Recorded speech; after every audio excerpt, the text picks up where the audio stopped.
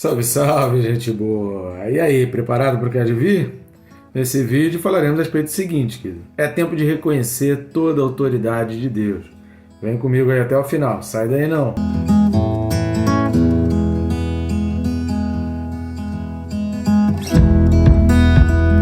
Só que antes, não deixa aí de se inscrever, né, querido? Não é preciso estar assistindo o vídeo e não está inscrito ainda. Clica aí no botão de se inscrever bem rápido e clica no sininho. Clicando no sininho, você é notificado a cada vídeo novo. Não esqueça também de curtir, comentar e compartilhar esse vídeo. Curtindo e comentando, o próprio YouTube já vai indicando para mais pessoas. E compartilhando, você faz esse vídeo chegar a pessoas que eu jamais conseguiria alcançar se não fosse pela tua ajuda. Posso contar contigo, querido? Espero a tua ajuda, a tua colaboração para juntos fazermos obras maiores e levarmos a palavra de Deus a mais e mais pessoas. Texto desse vídeo, Apocalipse capítulo 10, versículos 1 e 2. Apocalipse 10, versículos 1 e 2 diz assim: Vi outro anjo forte descendo do céu, envolto em nuvem, com um arco-íris por cima de sua cabeça.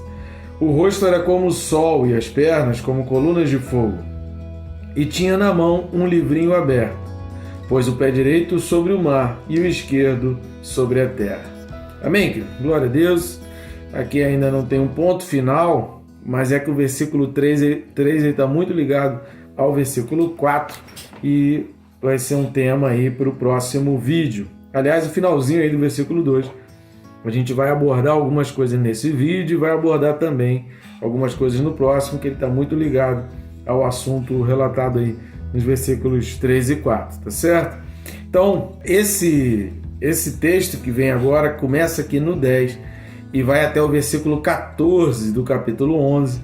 Então aqui de 10:1 até o 11:14, alguns chamam de interlúdio, o segundo interlúdio. O primeiro interlúdio foi o do capítulo 7, quando fala da visão dos 144 mil e da visão dos demais glorificados e os que vêm da grande tribulação entrando no céu. Mas no versículo 14 do capítulo 11, ele diz que o segundo ai passou. Então, na realidade, esse interlúdio está dentro do segundo ai, porque o segundo ai ele não passa antes, ele vai passar somente depois. Isso aí, querido, é só informação, é só a nível informativo, não vai fazer nenhuma diferença no aspecto teológico, no entendimento do texto. Mas vocês vão ler aí, vocês vão ler, quem se interessa, quem lê alguns livros, assistir mais vídeos, você vai ouvir falar em interlúdio. Então aqui seria o segundo interlúdio, que é exatamente o final da sexta trombeta, ou o final do segundo ai. Então é o segundo interlúdio, final do segundo ai, final da sexta trombeta. E a visão aqui, no capítulo 10, todo, né, do 1 ao 11, vai falar a respeito dos trovões, a respeito de João e a respeito do livrinho.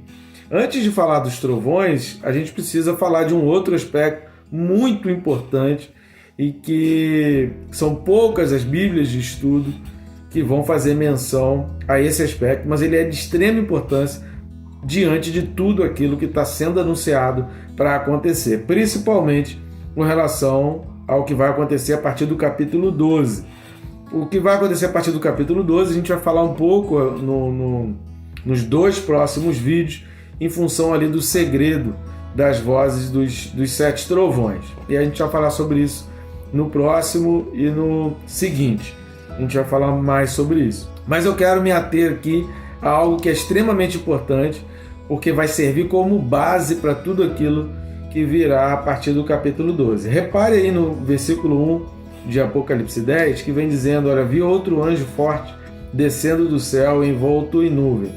Um anjo forte descendo do céu, alguns chegam a atribuir, pensar que, como fala do rugir do leão no versículo 3, né, como um rugir de leão, não está falando que é o leão rugindo, mas é como um rugir de leão. Alguns chegam a pensar que aqui é Jesus Cristo. Não é Jesus Cristo, porque em lugar nenhum no Novo Testamento Jesus Cristo é chamado do anjo forte. Então, ou seria aquele que vem do trono, ou o cordeiro, como ele é bastante mencionado aqui em Apocalipse. Então a expressão relacionada a Jesus é outra. Então aqui não é Jesus, e isso fica evidente, principalmente no decorrer do que a gente vai ver aí no capítulo 10. Agora, ele tem um arco-íris por cima de sua cabeça.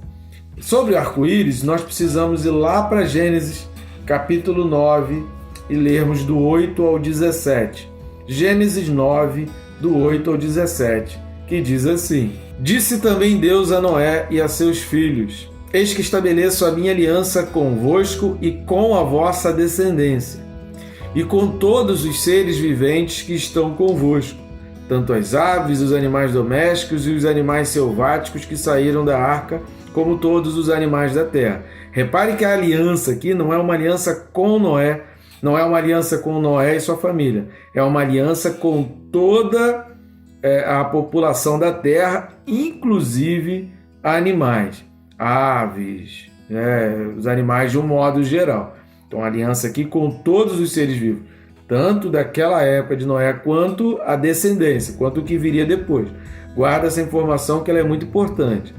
Estabeleço a minha aliança convosco, não será mais destruída toda a carne por águas de dilúvio.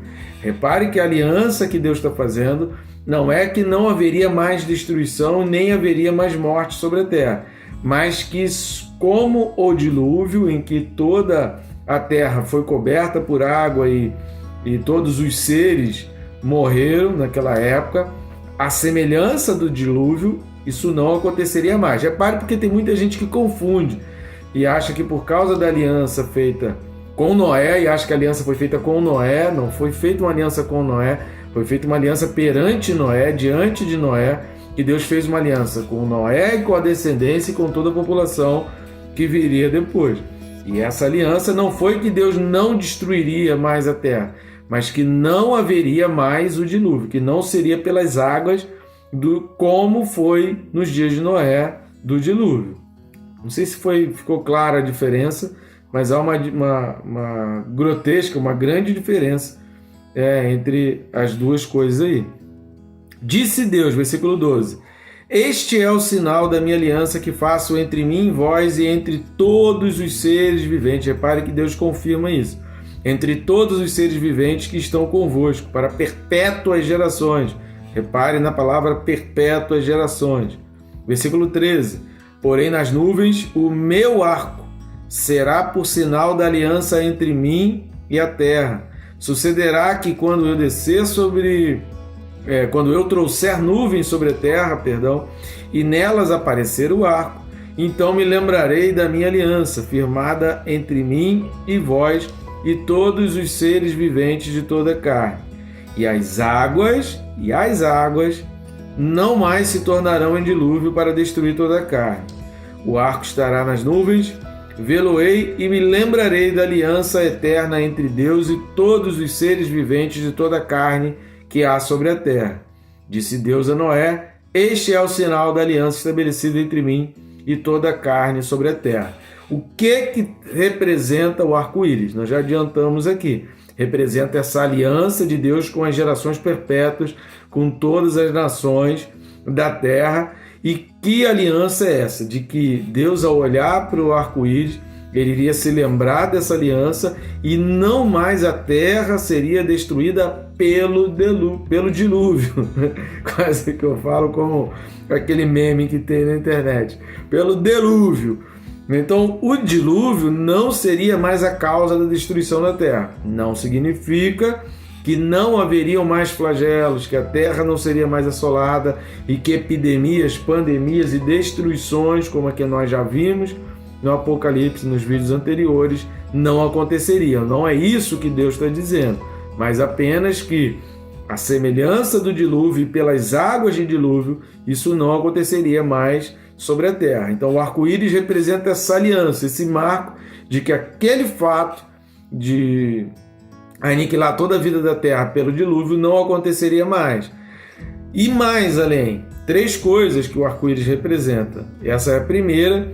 A segunda coisa é que Deus se lembrará, e se lembrará aqui, querido, não é que Deus tem amnésia, que Deus precisa olhar, olha o arco aí, poxa, eu já estava esquecendo, eu estava pronto para destruir a terra, puxa, ainda bem que apareceu o arco, e é para eu poder me lembrar, olha, eu estava esquecendo. Não é nada disso, Deus não é assim a figura de Deus, e a gente não pode pensar em Deus assim. Toda vez que a palavra hebraica, traduzida por lembrarei, principalmente associada a Deus, aqui, né, obviamente o Antigo Testamento, porque o Novo foi escrito em grego, toda vez que essa palavra hebraica ela aparece, ela está fazendo referência a um ato anterior. Então, quando fala eu me lembrarei, está falando assim, olha, diante desse acontecimento, diante do arco-íris, diante desse episódio, diante de tudo isso aqui, eu vou falar para vocês que eu estou fazendo referência a algo que aconteceu lá.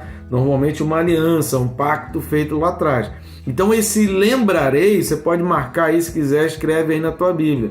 Não significa que Deus não se esqueceu. Significa que Deus está fazendo alusão ou referência a um ato anterior. Significa assim, olha, toda vez que tiver isso, está associado àquilo.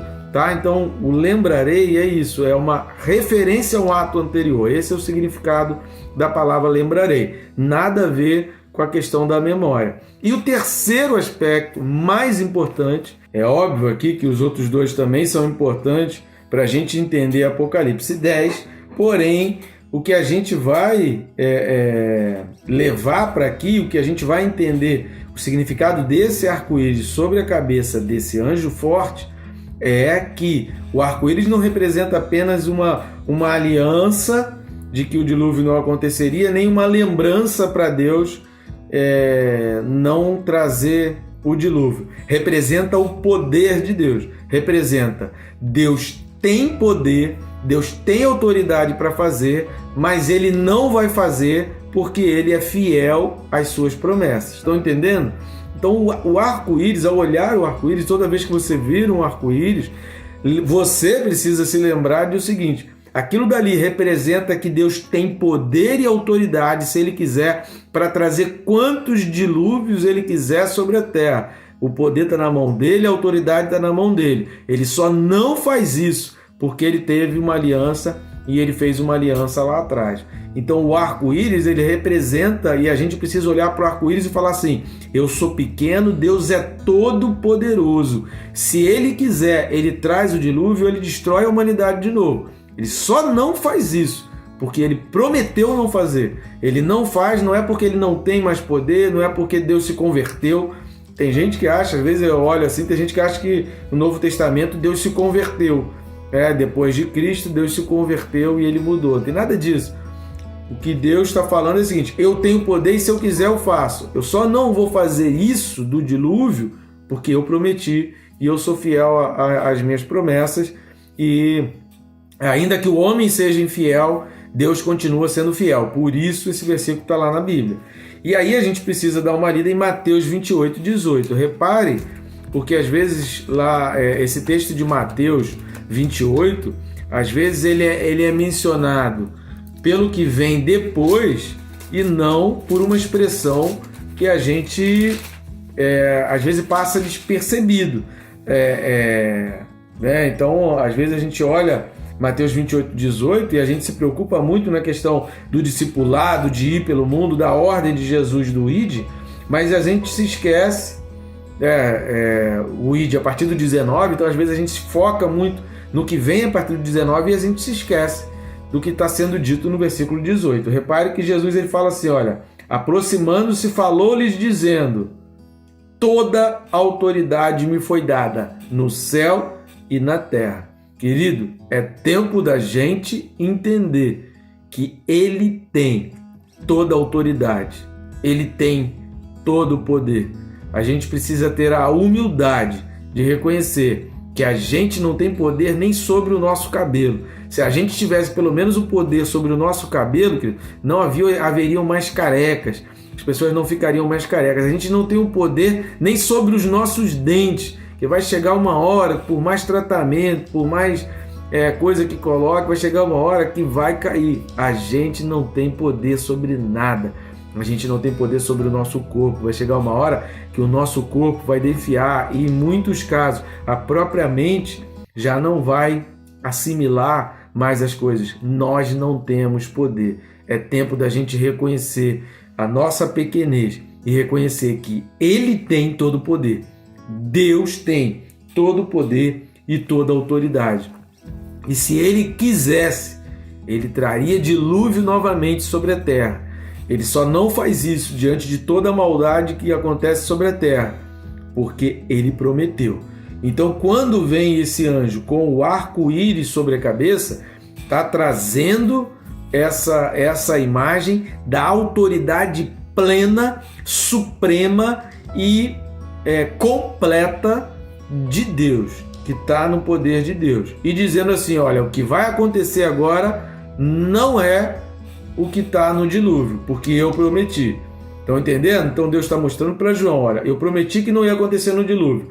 E esse arco-íris representa que quando esse arco aparece sobre a terra, e um ponto interessante, uma observação aqui a respeito do arco-íris, é que o arco era símbolo de guerra, né? O arco era símbolo do guerreiro, a figura do guerreiro.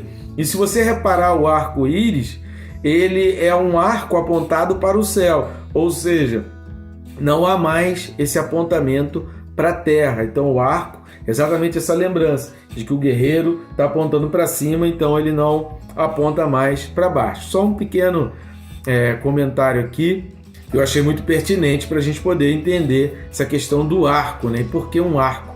Exatamente porque essa figura do guerreiro, do arco apontando para cima.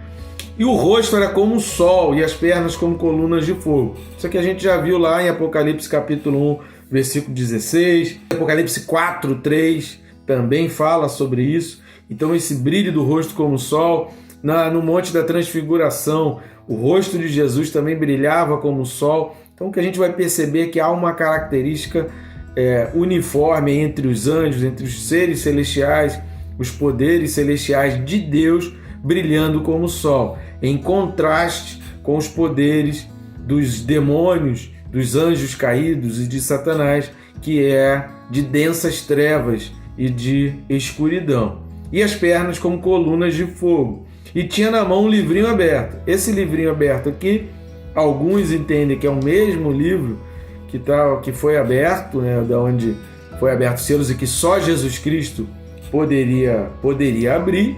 Outros entendem, e aí eu entendo também, que é na realidade um segundo livro, não é aquele primeiro, até porque o 7º selo ainda vai ser aberto, e aqui a gente vai ver aí mais para frente, no capítulo 10, antes do 7º selo, João comendo esse livrinho. Então esse é um livrinho que traz algum segredo, e repare na expressão livrinho, está exatamente no diminutivo, em oposição, né, ou contraste, ou diferenciação, melhor dizendo, do livro que contém os selos. E ele pôs o pé direito sobre o mar e o esquerdo sobre a terra. Isso indicando o poder. Querido, se um anjo consegue botar um pé na terra, um outro pé sobre o mar, querido, imagina Deus. Então é tempo da gente reconhecer o poder de Deus, que apenas um anjo tem esse poder. Imagina o quanto os seres espirituais não podem fazer. Então não menosprezemos os poderes dos seres espirituais e muito menos, que não podemos nos esquecer de que Deus tem poder, os anjos têm poder. Agora, o poder supremo, a autoridade máxima está nas mãos de Deus. Os anjos, o poder deles é limitado, há um limite do poder deles, mas não há limite para o poder de Deus. Toda vez que você vir um arco-íris, você vai se lembrar e agradecer: Senhor, obrigado, porque o Senhor é um Deus que tem todo o poder. Aí nós não somos consumidos pela misericórdia de Deus. Aquela aliança feita lá em Gênesis capítulo 9 é uma aliança de misericórdia. É Deus dizendo que Ele teria misericórdia de cada um de nós. Tá bom, gente boa? Reconheça a autoridade de Deus. Reconheça que nós somos frágeis, pequenos e fracos demais. Não podemos nada, não temos poder nenhum sobre a nossa vida. Ele tem. Entrega a tua vida ao Senhor, querido. Confia nele e o mais Ele fará. Que Deus te abençoe, rica e abundantemente.